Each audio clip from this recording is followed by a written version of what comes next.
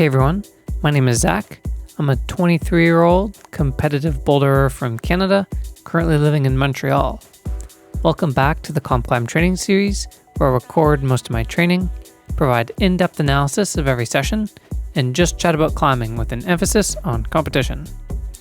So we have some fun stuff in today's episode. We're going to start off with a comp simulation at Allez Up Mile End.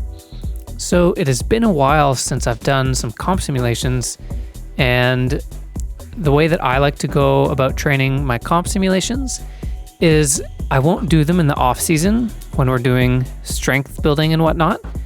I almost do like a short little burst of a handful of comp simulations, maybe like 4 or 5, immediately before a target competition. And I find this works really well. The idea of training the comp simulations is to get your tactics really fresh and refurbished, and not necessarily to learn new things, but just remind yourself of what works well. And I'd say that this is sort of how I go about it as an experienced comp climber. Like, I've been competing for a long time. Maybe someone that is new to competing, I would recommend to practice comp simulations just like as often as you want to learn tactics and whatnot. And then once you're experienced enough and you've been competing for years and years, all you kind of have to do is like a little bit of a refresh before like a big target competition. And so that is what we're doing here. We're starting off with this mock comp here at Allez Up, and then we have like 4 more to do before we leave for the Pan Am Championships in Chile. So we started off with a little flash of that first pinchy boulder, and now we're going to move on to some slopers. And the idea with this first comp simulation that we're doing is I picked 5 boulders to create a qualifying round style of a comp simulation. Usually the qualifying format for a big event such as Pan Am's will be 5 on 5 off on 5 boulders. And I'm not 100% sure what the format of this Pan Am's will be, but it's very likely that it will be this kind. So what I did is I picked 5 boulders in the gym that looked like they would be around North American Cup qualifier level difficulty. And that's because Pan Am's should be like basically the same field and difficulty as a North American Cup, in my best guess at least. And so that kind of ended up actually being like the 5 hardest looking boulders in the gym. So it worked out quite nicely. And I was hoping to catch this morning session on a strong feelings session. It's always nice to do a performance session, such as a comp simulation, while you're feeling good, but it was not to be.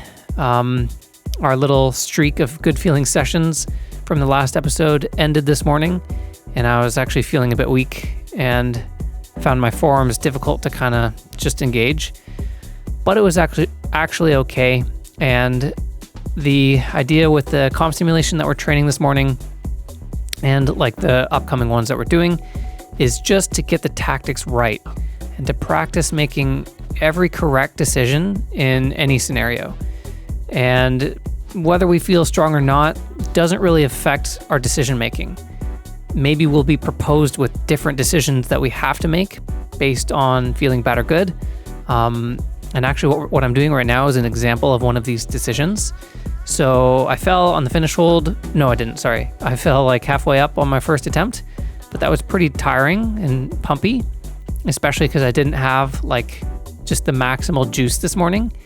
So I was pretty pumped, and I knew that if I had any chance of getting to the top of this boulder, I was going to need to rest all the way down to the end of my timer and maximize my amount of rest. And this is the most difficult thing you can do in a competition, is to fall on your first go and then only allow yourself one more try, because the pressure just builds up, and it is really nerve-wracking to walk up to the boulder knowing like it's all staked on this attempt. But it's also the absolute correct decision to make in a situation like this, because if you try to pull on early in order to get like another 2 tries on the boulder, you're just going to be too pumped. to send it. And the only time you would do that is if you think, okay, maybe I'm not going to send the boulder, but I just want to get a zone. But I think on my first attempt on that boulder, I would have gotten whatever the zone would have been. And now all that was left was to try and get the send. So I dropped the finish of that one. I was definitely like a hard boulder, but yeah, I was like really pumping out by the end of that one. But I was happy with the progress that I made between attempt 1 and attempt 2. That was like the biggest deal. And it was a result of making a good tactical decision. And that's like the name of the game with what we're doing here, is that honestly the biggest thing I'm trying to practice in this comp simulation, as well as the next ones, is to create, like have the perfect amount of attempts on every boulder and time them all perfectly as well. I don't want to put a single unnecessary attempt on a boulder. I want to leave every 5 minutes on a boulder with complete satisfaction in how I went about it tactically. And yes, I want to try and send these boulders as well, of course, but I'll actually just be happy with making good tactical decisions, even if I don't send a boulder. So I was actually kind of happy with that last blue one, even though I didn't manage to send it. And now we're moving on to the slab, of course. And I was particularly psyched for whatever pink tape slab I was going to encounter here at Alley Up, because I can always count on like a really nicely set pink tape slab on this section of wall. And I knew whatever pink tape on this wall was going to be perfect for a comp simulation. And this one did not disappoint. So this one is very tricky. We have to maneuver these slopey feet that are dual techs on the left side and have like a lane of texture. So you have to place your foot quite precariously. And this way that I'm grabbing the left-hand sloper it's like a very bad hold. You can like barely use it to pull on, and it's just enough to help inch your left foot into this patch of texture. This move is super, super tricky. And the foot is like quite slippery as well with the left. Even the textured side is quite slippery. And so you're just kind of crying at the end of this boulder, wishing you had better feet to stand on. And so I fell on this attempt, by the way. We couldn't see it, but I didn't stick the last move, and I actually messed up there. As I was falling, I grabbed the green jug, like the yellow tape finish hold, and like refelt the finish position, just because I'm so used to doing this in my normal boulder sessions. And then I realized, oh, dang, I can't do that. I totally cheated here. I like used the jug to feel out the finish position. Whereas in a competition, obviously that hold would not be there and I couldn't use it. So I kind of laughed at myself for doing that. But yeah, I also notice like we're putting our last attempt on here. And it's only our third attempt. I was quite happy with the number of attempts I put on this boulder, and every one was getting better. In this one, I was actually feeling really solid and really stable at the end here, but I made a bad decision. Like I was actually bummed with myself and my performance on this boulder because I didn't find the right solution there. I thought that I was meant to shift all the way over on my right leg to get to the finish hold, but you can see even just on that last attempt, I sussed out that we can just stand between the last 2 footholds and reach over to the finish. And I wish that I took like a second to kind of like take a breath as I was lining up the last move, find like a little bit of calmness and relaxedness. And when you do that, that's when you'll almost realize you have more balance than you think you do. And if I just took that second to relax and take a breath, I probably would have realized that I could just lean over and touch the finish rather than trying to stand over fully and shift my weight. So this is exactly why I do these comp simulations. I had a great reminder of this. When I'm in a position on a slab like that during the Pan Am competition, and I'm like stressing out, I feel unstable on my feet, I just need to take a breath to relax, and that's gonna help me balance better and better assess the terrain and what I can do with my body. So absolutely great reminder of that I just had on that yellow boulder. Then we finished off with probably the softest of the ones we did today, but there weren't too many other good ones or like hard looking ones in the gym up during this set. So that was the one I picked. And yeah, like overall, it was a pretty good comp simulation.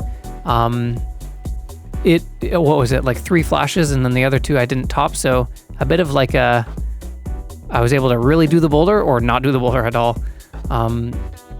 But I guess on the 2 that I didn't do, I was like touching the finish. So yeah, not bad. And this blue pinchy one and the yellow slab in particular were some really great practicing of tactics, and also reminders of good tactics and what I should be focusing on. And so a part of this session is that I'm allowed to hop back on these boulders for up to 30 minutes and see what I did wrong and learn from my mistakes. And yeah, I'm able to finally send this blue one. And actually the last move of this blue one is going to feature today's tip of the day. So I wish I remembered to implement this tip of the day during the 5 minutes, and maybe it actually would have given me a better chance to stick the last move. So for this move, we have 2 feet that are available to us, and what I initially want to do is I want to take both feet and push off of them to really propel myself to the finish hold, because it's a bit of a jump. And of course, pushing off of 2 legs is always going to be more powerful and give you more of a boost than pushing off of 1 leg. But actually in this situation, it's more optimal to implement this tip of the day where it's better to drop our right foot, because what that does is it lowers our hips and brings our hips closer to the wall and brings our whole center of gravity closer to the wall and positions us lower under this right-hand sloper. And this is, of course, what we always want to do with slopers, is be low and inside of them so that we can get more friction off of the hold we're grabbing and make the hold feel better and more positive. And so it's actually going to be in our best interest to have a more positive hand to pull off of rather than have 2 feet to push off of.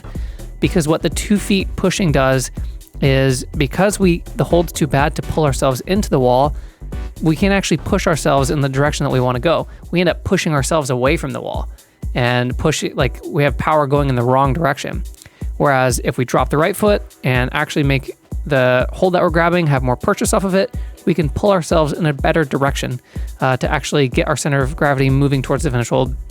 And this is a common idea that we should look for when we're holding slopers, is consider, if you have 2 feet on the wall, dropping one of them to bring your hips in nice and close to the wall, move your center of gravity in, and make the sloper that you're holding feel a lot better in your hand. So now we're going to move on to retrying this slab boulder. And I had a pretty good feeling that I would be able to do this one with just 1 more attempt. Yeah, and that's like the worst feeling too, is in an actual competition when you just know the thing you did wrong and all you need would be to hop on the wall 1 more time to make it right. That can be a hard thing to sit with. So luckily today wasn't a real competition, and it's better to remind ourselves of these things now so we know that we know the mistakes that we need to fix before we actually go make them in a competition. So I was struggling to get in this end position. It's quite hard to get here. But when I finally got here, I'm like, yeah, you just got to like relax, find that balanced position, and you can reach over to the finish hold. But this boulder was well set because it was quite deceptive, actually. It was hard to tell whether or not I could reach the finish or not, or if I had to shift my weight. And this is an element that the setters will play with as well in a competition, to actually put holds in a confusing range of being static pull or not, to make you have to decide what to do and not make it obvious. Like if the finish was just a little bit closer and like a worse hold, I know that I can just balance and reach it. Whereas if it's further, I know that I have to shift my weight over. But it was like the perfect like middle range. But anyway, here we are for the second session at Rose Block 2. And I think this is going to be our last double session day before we leave for Pan Am's. And we're going to just start doing single sessions of bouldering, and they're going to be comp simulations, and this is also part of the tapering. But yeah, so we're just doing a double session today to kind of have a little bit more volume, like just because we don't want to be tapering a little bit too early. So anyway, this is just our last double session, and it didn't really matter what the session was. I just needed to go boulder. So I decided to pick whatever I wanted to do. And I was actually psyched to get back on the spray wall. And honestly, I'm really itching to get back to training on the spray wall in general. I can't wait to just grind out some hard boulders on this thing. But I gotta wait till after Pan Ams, of course, because we gotta try some comp style stuff. But anyway, for this session, we just were allowed to have a spray wall session. And what I wanted to do for this one actually was I wanted to hop on some boulders that Yannis set. So I think I mentioned who Yannis was a couple episodes ago when we were climbing on the spray wall. He's like a really strong climber from France who's like a V15 climber and is living in Montreal for maybe half a year or something. And he's climbing a lot at Bloc 2, particularly on the spray wall. And he is ridiculously strong. He's also really epic at setting boulders. I've tried a couple of his things so far, and they're like, you can tell they're really well thought out boulders, really cool creative moves, not just like basic power moves. It's a nice mix of powerful climbs that we're actually going to be getting strong on, but also interesting and fun to project. So honestly, I think I'm going to just, when it's spray wall time, I'm just going to climb his boulders. And if I happen to run out of boulders or something of his, then I'll make my own.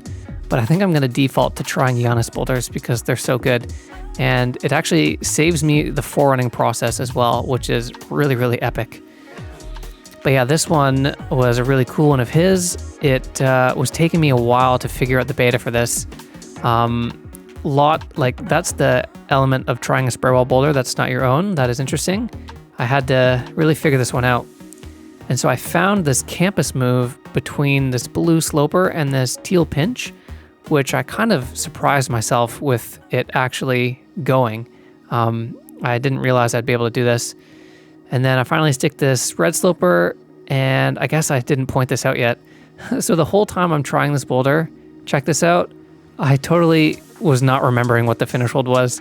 I swore that the finish hold was the red of this thing, but it's actually the yellow.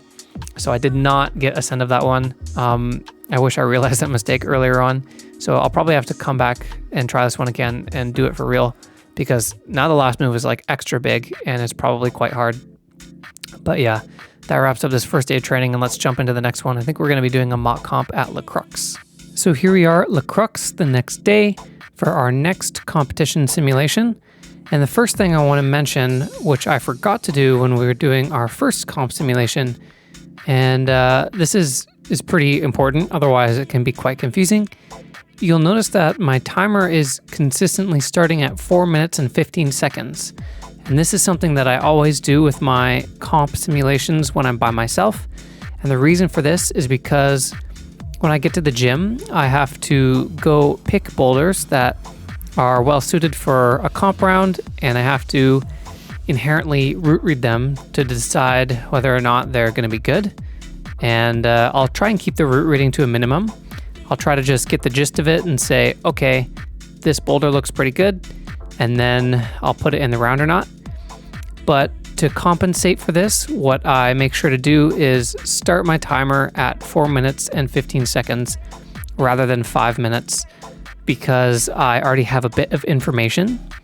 And to start the clock at 5 minutes, I would be getting on the wall sooner than I would in a real competition where I had to spend time digesting the boulder in front of me, root reading and whatnot, and then getting on later. So starting the timer at 4 minutes and 15 seconds pretty much compensates for this and creates a more accurate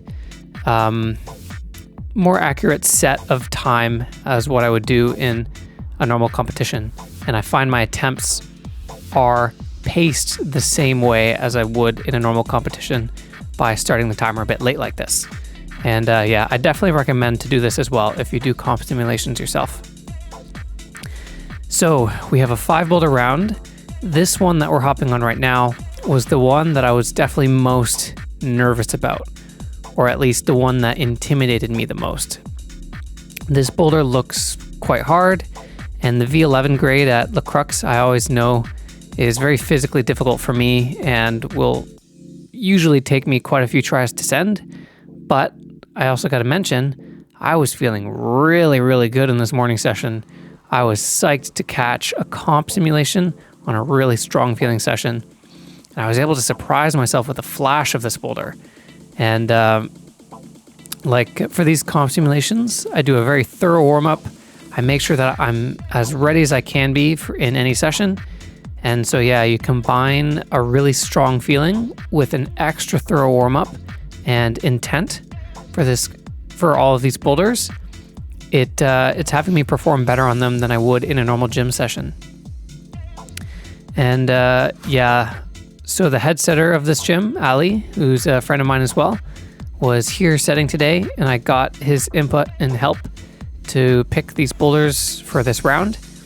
And you can see that I'm flashing some of them, and he was pretty impressed. And he said, "Man, do you like try extra hard during this comp round?" Because normally, like if we were to session together on these boulders or something, I wouldn't be flashing them.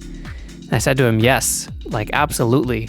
The whole idea is to treat this like an actual competition and climbing these boulders like my life depends on it. And that's really what I'm doing. Like I'm trying extra hard. And I'm doing the same thing on the slab here. It may not look like it, but the sequence through these upside down holds was actually very physically difficult.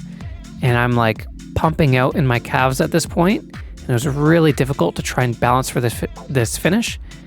And I actually had to put my left thumbnail underneath the finish hold there to help myself be able to match that hold. Whereas it is meant to kind of just be a no hands balance position, but the foothold was actually really bad. And so because this is a comp simulation, I'm allowed to use whatever tactics I want to send these boulders. Like I'm not trying to climb them in the intended way by any means. We're trying to just get to the top as you would in an actual comp round. And so I was able to use like the thumbnail behind the hold that gave me that 1% extra bit of support in order to balance that hold. To balance and match the finish hold. And so yeah, at this point, we're doing pretty well. We are 3 boulders in and 3 flashes. I was really psyched with this. And the last couple boulders that we've done as well were not necessarily easy or too soft. In fact, I'd say that this round of 5 boulders this morning was actually harder round overall than the one we just did at Alley Up. But I was feeling leagues better today than I was yesterday. And you can see I'm getting another cool flash. That pinchy one was really my style though. And I liked my chances on that one. That being said though, it was hard. Like I'm managing to flash these boulders, but especially on the second one and then the slab and then the last one we just did, there were at least like 2 or 3 moments on those boulders where I felt like I was going to fall, but I just managed to push through an uncomfortable position and stick with it long enough to find a better position. And I kept doing that throughout the boulders and then eventually resulting in a send on the first go. And so yeah, like that's kind of the perfect thing you want to be doing with a comp simulation. And I'm glad that I'm able to flash these boulders, but they're not like super soft. Like maybe this round of boulders is a little bit easier than what we'd see in the Pan Am qualifying round or something, but not that far off, honestly. And so this was really good. And then originally I was going to do just a 4 boulder round, but as I was warming up and feeling really good, I decided I wanted to throw in another boulder, and Ali picked this one out for me. He said even though it was a V7, it was quite tricky, and it did prove to be the case. That beginning sequence felt like it was droppable, but yeah, a nice way to finish off this round of 5 boulders. So anyway, I was really psyched to have this awesome comp simulation and get like all flashes, because it may not seem like it's so important, but to have a simulation like this and a round like this, what I do is I actually start building momentum. And now I have like some solid momentum, and I know that I can perform in a comp round right before Pan Am's, and I can carry this through to the competition, which is really important. And we have a few more of these simulations coming up as well at Bloc. And so we want to create the same sort of idea, try and have some good comp rounds. And if they're not good comp rounds, then we want to learn from the mistakes that we make. But anyway, that's the end of this one. Hope you enjoyed, and I'll see you in the next one.